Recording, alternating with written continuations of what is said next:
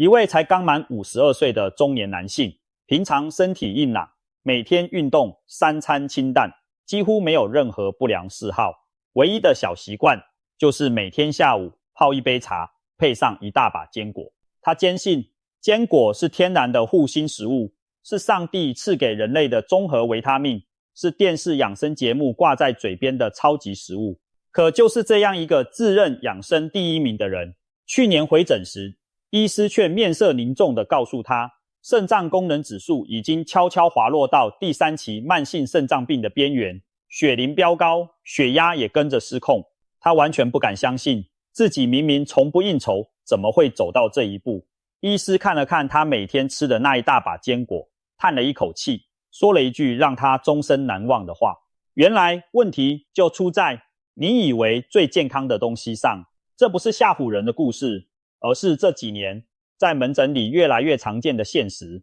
根据卫福部的死因统计，肾炎、肾病、症候群以及肾病变常年稳坐国人10大死因的后段班。台湾更被外界称为洗肾王国，每9个成年人当中就有1个人的肾脏已经出现异常。可是更可怕的是什么？肾脏是一个沉默的器官，它不会痛，不会喊累，不会像胃一样闹脾气，也不会像心脏一样抗议。等到它真的开始向你发出讯号的时候，往往已经是不可逆的阶段。医师说，慢性肾脏病的可怕就在于它的不可逆，一旦进入第3期、第4期，就只能想办法延缓它走到洗肾那一天，再也回不去了。而坚果这个我们从小到大都被洗脑越吃越健康的东西，正悄悄的在很多人的饮食里扮演着让肾脏提早退休的隐形杀手。是不是觉得很不可思议？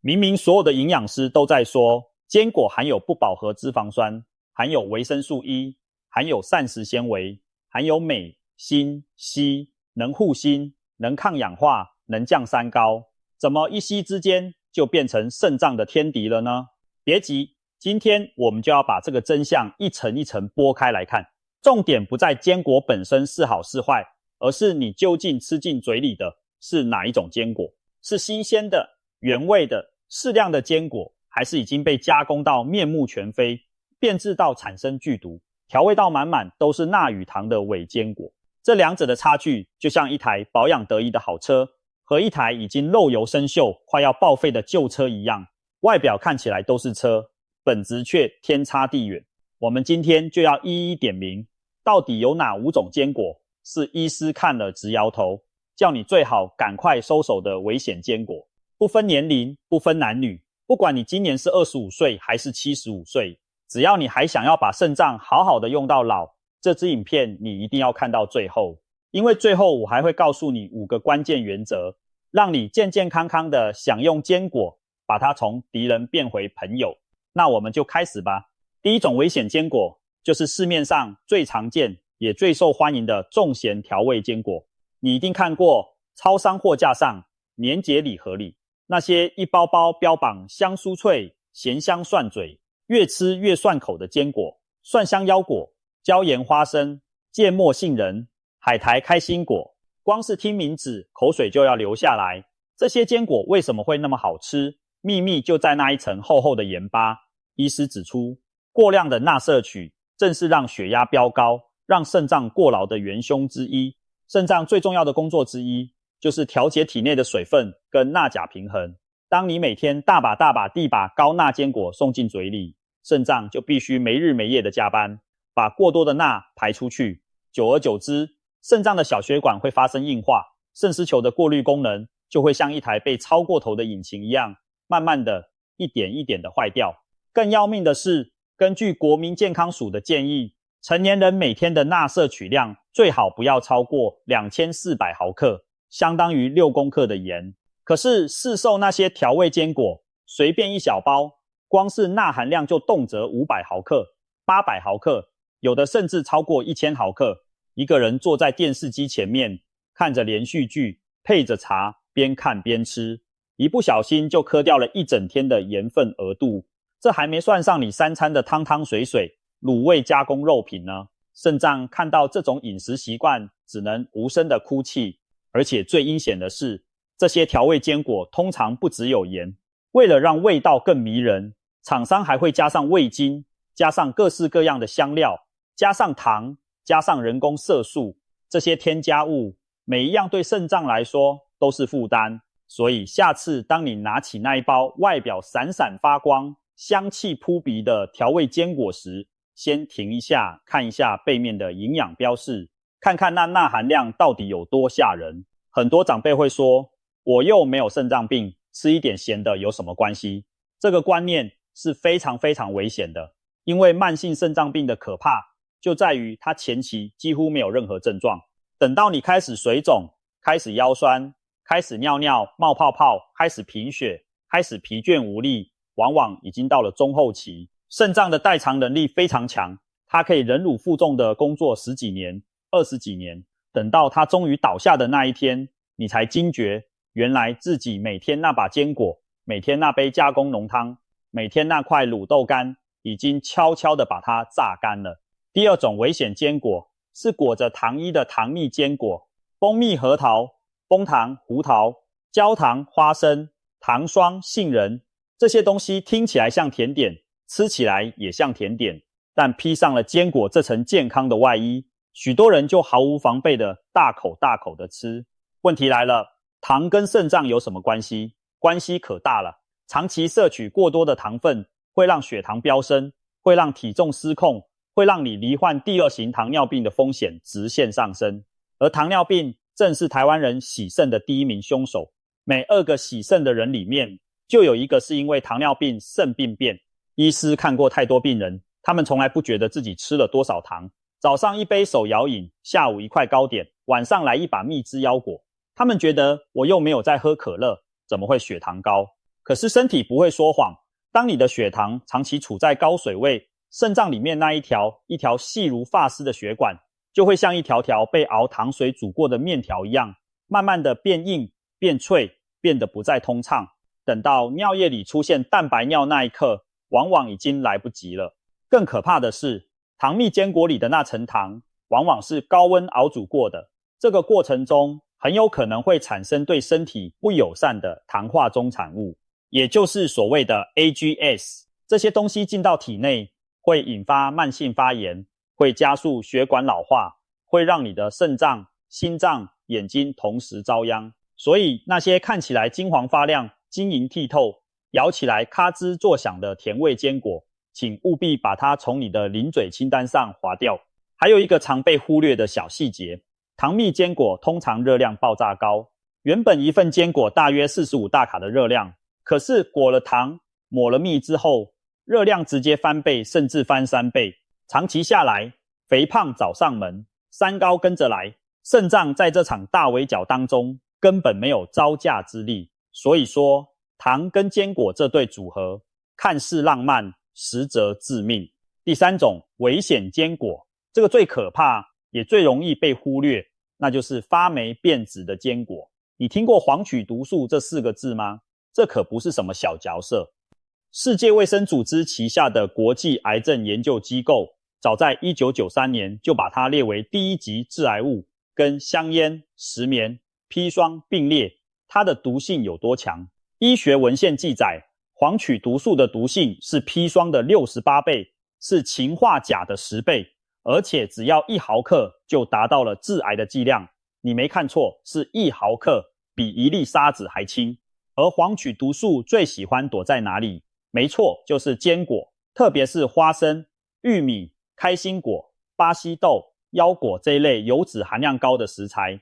它们在采收、储存、运输的过程中，只要温度高一点，湿度大一点，密封不够完整，黄曲霉菌就会悄悄地长出来，分泌出这种无色、无味、无臭，肉眼看不见，鼻子闻不到，舌头也分辨不出来的剧毒。研究指出，黄曲毒素主要会攻击肝脏跟肾脏，毒性最强的 B1 型可以对肝细胞和肾脏细胞造成严重损害，重者甚至会死于肝衰竭和尿毒症。最让人心惊的是，黄曲毒素极度耐高温。一般我们以为发霉的东西煮一煮就没事，炒一炒就消毒，这在黄曲毒素面前完全不管用。它要被破坏，必须加热到摄氏260度以上，这个温度连你家里的炒锅都达不到。所以一旦坚果发霉了，再怎么烤，再怎么炒，再怎么洗都没有用，必须整包丢掉，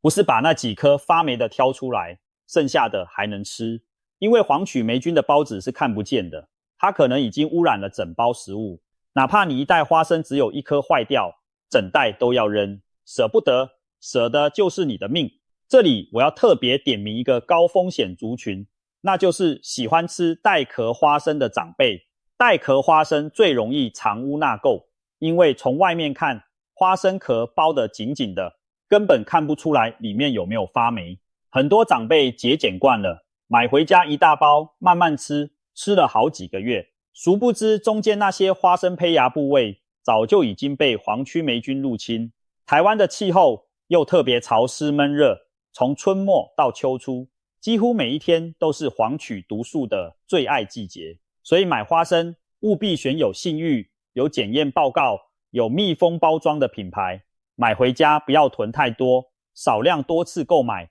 吃完再买，这才是聪明又安全的做法。第4种危险坚果是已经发出油耗味的氧化坚果。什么是油耗味？就是你打开一罐放了很久的坚果，鼻子凑过去，闻到一股像是旧油漆，像是过期食用油，像是哈喇了的怪味，那就是油耗味。许多人觉得就是有点走味而已嘛，又不是坏掉，丢掉太浪费了，于是继续把它吃下肚。医师告诉你，这种坚果比你想象的更危险。坚果之所以被推崇，就是因为它富含不饱和脂肪酸，包含 Omega-3、Omega-6 这些对心血管有益的好油脂。但是这些好油脂有一个致命的弱点，就是不稳定。它们只要一接触到空气、水分、高温、光线，就会开始发生氧化反应，产生过氧化物、自由基、醛类化合物，这个过程就叫做酸败。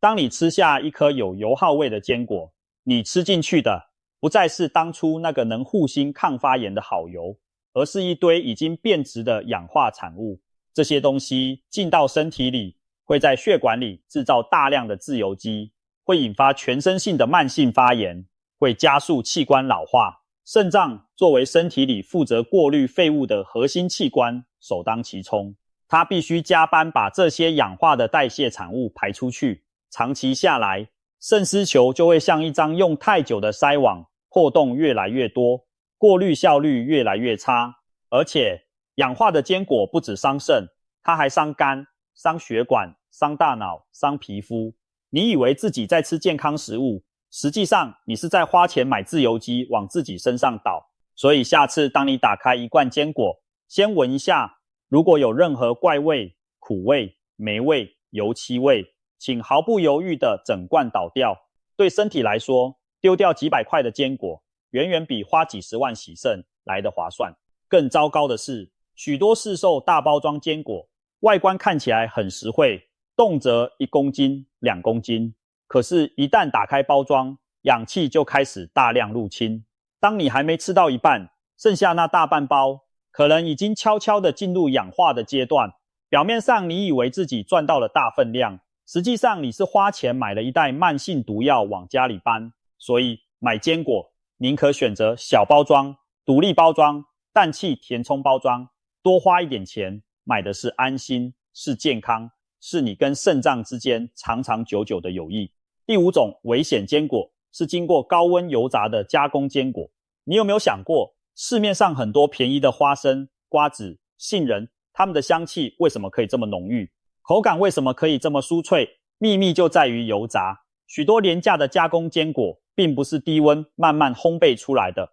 而是丢到一锅滚烫的油里，几秒钟就出锅。这个过程不仅会让坚果本身的营养素，比如说维生素 E、Omega-3 几乎被破坏殆尽，更可怕的是，高温会让油脂产生反式脂肪、丙烯酰胺、杂环胺这些对身体极度不友善的物质。反式脂肪这个名字你应该不陌生，它会让坏胆固醇飙高，会让血管硬化，会让心血管疾病的风险暴增。可是很多人不知道，反式脂肪对肾脏也是一个沉默的杀手。当你的血管慢慢失去弹性，肾脏那些细微到肉眼看不见的血管就会最先发生病变，然后肾丝球的过滤功能就会一点一点的退化。更何况那些用来油炸坚果的油，有些业者为了省成本，会反复使用同一锅油，炸了一锅又一锅，那锅油的氧化程度可想而知。当这些已经变质的油渗透进坚果里，你吃下去的就是一颗颗充满氧化油、反式脂肪、糖化中产物的健康杀手。表面上看起来金黄酥脆，咬起来又香又涮嘴，可是吃进肚子里之后，你的肝、你的肾、你的血管会在多年以后给你寄一张高额的账单。说到这里，是不是觉得坚果好像变得很可怕？千万别误会，坚果本身是好东西，营养丰富，是国民健康署每日饮食指南当中明确推荐的6大类食物之一。问题从来不在坚果，而在于怎么吃，吃什么，吃多少。接下来我要告诉你5个关键原则，做好这5点，就能让坚果从你的敌人重新变回你健康路上的好朋友。第一点，永远选择原味无调味的坚果，没有盐，没有糖，没有蜜汁，没有蒜味，没有海苔，没有芥末，没有任何花俏的调味，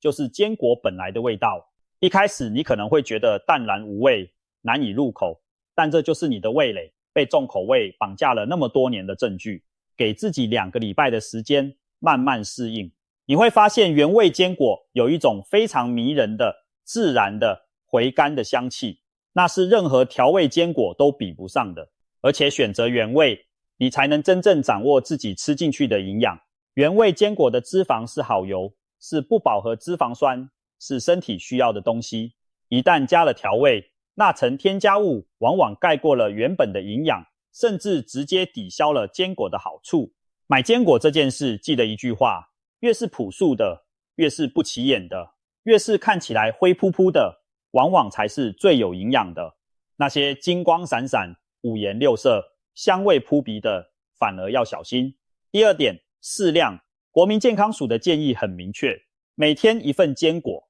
就是1汤匙的量，大约等于开心果15粒，杏仁果或腰果5粒，核桃仁2粒，热量大约45大卡。我再说一次，是1汤匙，不是1把抓，更不是1罐拿着看电视配茶。许多人以为坚果是健康食物，所以不用控制分量，结果一吃就停不下来，吃进去的热量、油脂、磷、钾全部超标。再好的东西，过量就是毒。这里我要特别提醒一下，坚果是高磷、高钾的食物，对于已经有慢性肾脏病的朋友来说，磷跟钾的代谢本来就很吃力，多吃几颗可能就会血磷飙高，血钾超标。血磷一高，骨头里的钙就会被释放出来补位，导致骨质疏松，骨折风险暴增。血钾一高更可怕，可能直接引发致命性心律不整。所以对于肾友来说，坚果绝对不是想吃就吃，而是要严格遵守医师跟营养师的指示，分量、种类、搭配，每一样都不能马虎。第3点，妥善保存。买回家的坚果千万不要放在厨房料理台旁边那个透明罐子里，每天让阳光照，让空气接触，让水蒸气渗透。正确的做法是选择有氮气填充、密封小包装的产品。买回家之后，没拆开的可以放在阴凉干燥的柜子，已经拆开的最好放进冰箱冷藏，并且在1个月内吃完。你以为丢冰箱就万无一失吗？不是，如果冰箱本身就潮湿、不干净、有发霉，那也照样会出问题。冰箱也要定期清洁，至少1个月深层清洁1次，这样才能真正保护里面的食材。另外有一个小撇步，如果你买的是大包装的坚果，可以分装成小份小份的，每一份大约是2到3天的量，分别密封好，需要的时候再拿1份出来，这样可以最大程度的减少氧化的机会，多花一点时间做分装，省下的是你身体的健康，这笔账怎么算都划算。第4点，看清楚外观，闻清楚味道。每一次打开1包坚果，花10秒钟检查一下，颜色有没有变深，表面有没有出现白色、绿色、灰色的斑点，薄膜是不是还是原本的乳白色或淡褐色，还是已经变黑变皱，闻起来是不是坚果该有的天然香气，还是有怪味，油耗味、霉味，吃进嘴里是脆的、香的、回甘的，还是软的、苦的、刺鼻的。只要有任何一点不对劲，立刻整包丢掉，不要心疼，不要舍不得，更不要想说再烤一下应该就没事。很多人喜欢用一个简单的方法测试，那就是咬下第一口，舌头会立刻告诉你答案。新鲜的坚果口感清脆，香气丰富，咀嚼之后有自然的回甘，变质的坚果口感软塌，香气消失，咀嚼之后嘴里留下一股说不上来的怪味，甚至是苦味跟刺激感。你的舌头是最诚实的检验官，但前提是你要愿意相信它，而不是为了省那几十块钱硬把不对劲的东西吞下去。第5点，搭配新鲜蔬果，多喝白开水。坚果本身就是浓缩的能量，含有丰富的矿物质、油脂、蛋白质，要让肾脏顺利的处理这些营养素，水分是绝对的关键。每天至少喝足你体重乘以30毫升的白开水，比如说一个70公斤的成年人，每天至少要喝2100毫升的水。再来，吃坚果的时候，搭配新鲜的蔬菜、水果，可以帮助身体更好的代谢，更全面的吸收营养，同时减少单一营养素过量的负担。而且喝水这件事看似简单，其实很多人都做不好。长辈特别容易因为怕跑厕所，怕半夜起来，而刻意减少喝水。可是你越少喝水，肾脏的负担反而越重。肾脏需要充足的水分，才能把代谢废物顺利冲刷出体外。长期缺水的肾脏就像一条没有水流的水管，垃圾越积越多，最后堵死、溃烂、报废。所以每天定时定量喝水，是保护肾脏最便宜、最有效、最简单的方法。最后，我还想多说几句话。如果你已经是慢性肾脏病的患者，或者你已经有糖尿病、高血压、痛风、肾结石的病史，那么吃坚果这件事，请务必先咨询你的主治医师或营养师，因为对于这些族群来说，连原味坚果都可能因为磷、钾、蛋白质含量的问题，需要严格控制分量。每个人的身体状况都不一样，没有一个万用的处方间。特别是有肾结石病史的人，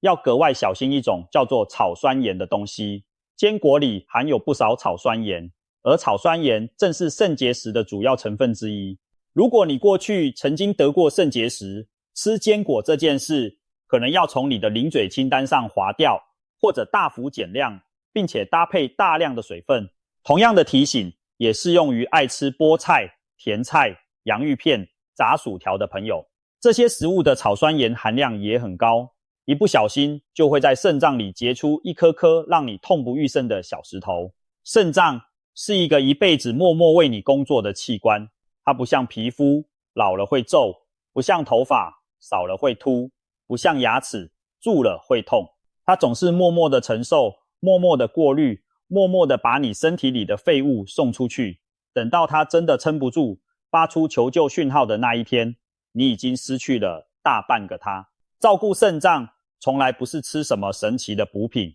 而是别让它每天加班，别让它过劳，别让它在你以为最健康的饮食里一点一点的耗损。今天分享的这5种危险坚果跟这5个健康原则，希望每一位看到这支影片的朋友都能放在心上，也分享给你最在乎的家人朋友。最后我想说，健康从来不是一个遥远的目标，而是每一天每一顿饭你做出的每一个小小的选择。一把坚果可以是养生的密码，也可以是伤肾的凶器，差别就在于你是不是真的懂它。请记住，重咸调味的不要吃，糖蜜果粉的不要吃，发霉变质的不要吃，油耗酸败的不要吃，高温油炸的不要吃，买原味的，吃适量的，存对地方的，看清楚外观的，配上充足水分的。这就是让坚果重新成为你健康好伙伴的5个黄金法则。如果你觉得今天这支影片对你有帮助，请务必按下订阅跟分享，把这支影片转给你身边的家人朋友，特别是上了年纪的长辈。一支影片可能就救了一颗肾脏，可能就改变了一个家庭的命运。健康是一，其他的事业、财富、地位都是后面的零。没有了那个一，后面再多的零也都没有意义。从今天开始，从这一刻开始，从你打开家里那罐坚果的这个动作开始，认真照顾自己的肾脏吧。他陪了你一辈子，请你也好好陪他走下去。这里我还想补充一个许多人忽略的观念，肾脏跟肝脏一样，是身体里2大解毒器官，但肾脏的工作量其实比你想象的还要大上好几倍。每一天你的肾脏要过滤大约180公升的血液，也就是说，一个人血液里的废物每天要被肾脏过滤30次以上。任何你吃下去的东西，最后几乎都要经过肾脏的处理。当你以为一把坚果只是小事一桩，殊不知这一把坚果加上你早餐的火腿，加上你午餐的便当，加上你下午茶的饮料，加上你晚餐的汤，全部一起送进肾脏这个小小的器官里，它撑得住吗？短期内当然撑得住，因为肾脏非常坚强。可是10年、20年、30年下来，你说它能不被你磨坏吗？还有一个重要的提醒，吃坚果的时间点也很关键。许多人喜欢晚上看电视配坚果，这是一个非常不好的习惯。晚上身体代谢慢，肾脏也准备进入休息模式，这时候大量送入高油脂、高热量的食物，等于是强迫肾脏夜间加班。比较理想的吃法是把坚果安排在白天，比如说早餐配燕麦，午餐后当点心，或者下午茶配一杯无糖绿茶，把握白天身体代谢旺盛的时间，肾脏处理起来会轻松很多。另外，买坚果还有一个小细节，就是看清楚产地跟保存期限。一般来说，越新鲜的坚果越好，产地不明，保存期限快到的特价坚果，能不买就不买，宁可少吃几颗，也不要因为贪便宜，把可能变质的东西往身体里塞。肾脏一辈子才一对，坏了买不到备品，这个道理你一定要记得。